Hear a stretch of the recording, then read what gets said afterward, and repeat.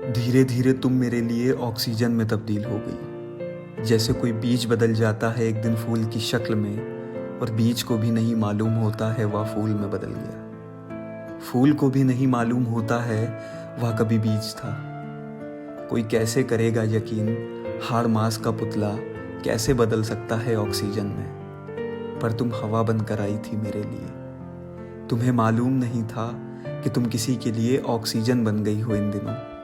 बेखबर थी तुम अपने इस परिवर्तन से, जैसे बेखबर हैं बीज, क्या पता वह भी किसी के लिए फूल में तब्दील हुआ हो। जब बाहर की हवा से सांस नहीं ले पा रहा था मैं, गर्मी और उमस इतनी थी, मेरे सीने में भर गए थे कीटाणु, भर गया था धुआं इतना, जख्म हो गए थे गहरे। तुम्हें ही मैं मानने लगा था ऑक्सीजन। मुझे लगा था अब मेरी सांस चलने लगेगी, मैं थोड़ी देर और जी जाऊंगा अस्पताल में। मैं अपनी सांस से मिलने के लिए ही तुमसे समय मांगता था।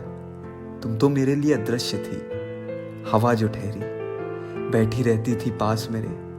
मैं तुमसे गुफ्तगू थोड़े ही करता था, मैं तो सांस ले रहा था। बातचीत में भी देखो कितनी तेज चलने लगती थी धड़कनी मेरी। सीने में जल रहा था ऑक्सीजन धीरे धीरे, जैसे मरीज के शरीर में खून जाता है बूंद बूंद करके। जब यह ऑक्सीजन खत्म होने लगता है, छटपटाने लगता हूँ मैं। वक्त मेरा गला दबाने लगता है, भोंकने लगता है पेट में मेरे कोई छुरा। मैं तुमसे अनुरोध करता हूँ कि आज तुम फिर चंद मिनटों के लिए मिल पाओगी। सांस लेने में हो रही है तकलीफ मुझे। कोई कैसे कर सकता है कभी नाराज किसी ऑक्सीजन को। कोई कैसे पहुंचा सकता है दुख उसे, लाख हुआ कर ले गलतियां।